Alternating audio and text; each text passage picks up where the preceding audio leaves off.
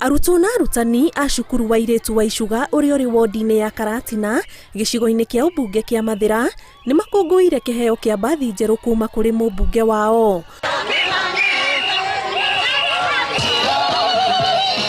Kuma na rwĩmbo rũnene na ndũhiũ makĩamũkĩra mbathi ĩno ĩrĩa ĩratanywo nĩ ĩrĩmateithagĩrĩria rĩrĩa mabatara kũnyitanĩra na cukuru ingĩ mashindano-inĩ ma mathomo kana mathako. Nĩ kĩheo atwĩrĩire na twacokia ngatho mũno makĩria tondũ nĩ gĩatuĩka gĩa kũhinga. Mbathi ya milioni 6.5 tutecirĩtie ona hĩndĩ ĩmwe nĩ tũgũkorwo na ica ikuhĩ, no rĩu nĩ tũhotete kwa hinya wa CDF na mũheshimiwa witũ agatũhotithia gũkorwo atĩ mũrigo ũcio ũrarĩ mũnene ũngĩkorwo ũkĩremerera aciari aitũ.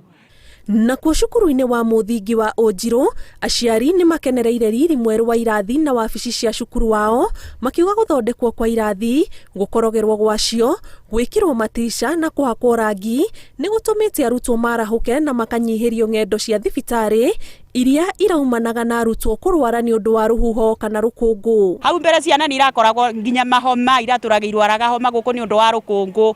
Rĩu ciana citũ nĩ safe.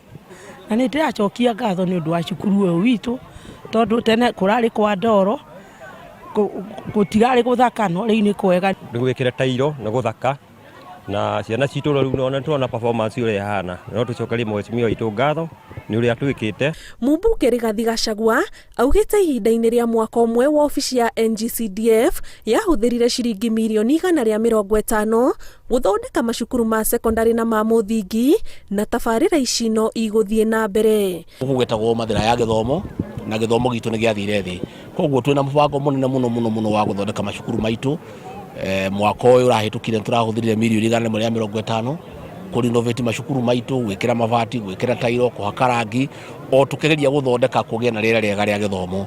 Namo macukuru ma secondary nĩ tũrageria kũmakĩra laboratory, kũmakĩra library, na marĩa tũkũhota tũkamagũrĩra mbathi, na maũndũ macio tũgũthiĩ twĩkĩte kahora nginya tũtige gĩthomo gitũ nĩ gĩacoka harĩa gĩatũraga.